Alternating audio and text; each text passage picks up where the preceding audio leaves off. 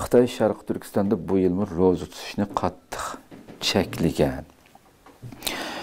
Qadrli ko'ruvchilarimiz, albatta aziz xalqimiz, bu mübarek bütün dünya musulmonlari, hatto ustiga bomba yig'ayotgan bugun dunyoda 50 necha ming inson qatl qilingan, shahid qilingan shu G'azzadagi va yoki dunyoning boshqa har qanday yerda har kuni ustiga bomba yig'ayotgan bir diyorlardami cheklanish ehtimolligi, yani insan o'ylabmi yetamaydi endi.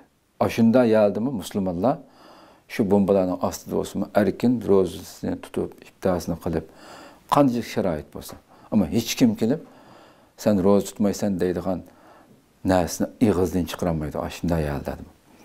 Ammo bizning bu vatanimizda yillar bo'ldi. Bu yil qilmaslar emas qo'yamdi. Yillardan buyon cheklanayotgandek, bu yilmi o'xshashlan bu xalqimiz, hattoki shu keyingi 5-6 yilda eng vahshiy shaklda tortayotganligini hammamiz bilib turibmiz hamda. Bu dafsandichiliklar hamda inson tasavvur qilg'usiz darajadagi bostirish o'ylab qo'yaylik. Ya bir musulmonning uyida, yani hech kimga ta'sir qilmaydigan, hech qanday bir insonga uning bir zarlichilik bir ta'sir bo'lmaydigan, kechasi qopib so'rliqni o'zining uyida chiroq yondirib, so'rliq tamoqini yeyolmaydigan darajada o'ylab qol yer shardimi shuna bir musulmonlar bormi deb. Bizdan boshqa. Yani boshqalarga qabul qildirishmi tasvir ishda bormi? Shuna bir ishning bo'lib o'tganligini. İsmini oshkorlamaslik sharti bilan ziyoratimizni qabul qilgan bir uchur bilan ta'minlik uchun bildirishcha, Xitoy bu yilmi bu muborak Ramazon oyi kirgandan boshlab xalqimizning ro'za tutishni cheklaganligi haqida ma'lumot berdi bizga.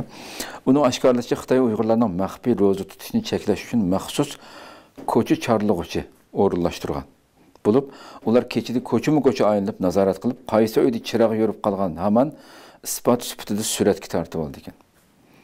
Biraz yani bu qatim burungu hatta shu bostirib kiriblam, ashuna qildigan yerlar bo'lishi aniq, yani biz bilamiz qo'yamdi.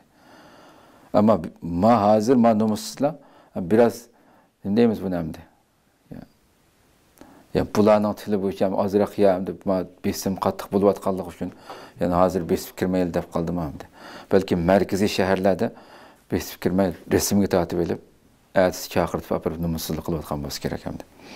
Ammo yeza janubdagi nurg'un shahar yezilarda bu nomussizlar unda bo'lib qolsa, shu yezidagi itlari, chaparmallari besib kiriblam nomussizlikni qildiganmdi.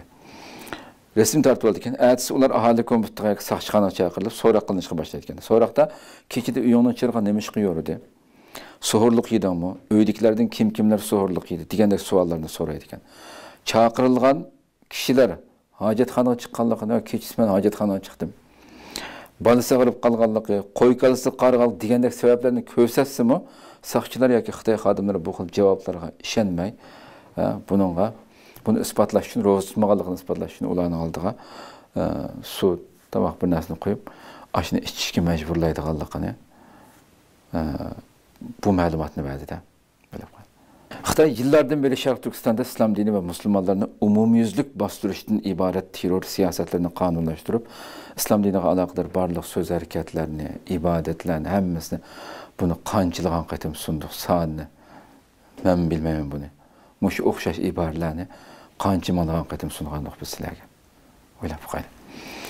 Va butun shu vatanimizdagi nurg'un 16 mingdan ortiq masjid camilarni chiqib o'tganligini nupuzliq biz emas, boshqa nupuzliq organlar tarafidan sunniy hamroh suratlari orqali isbotlangan sonsizlagan dinimizni yo'qotish uchun, milliy bizga oid bo'lgan hamma narsani yo'qotish uchun Xitoylarning qanday pastkaşliklarni qilganligini hammamiz bilamiz, qadrli ko'ruvchilarimiz. Demak, mushu darajada jinoyatlarni qilyotdi.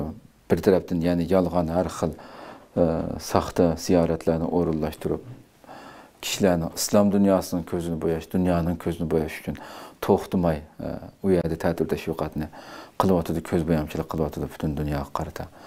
Demak, mushu darajada vahshiylik to'xtovsiz holatda davom qilyotdi, qadrli ko'ruvchilarimiz.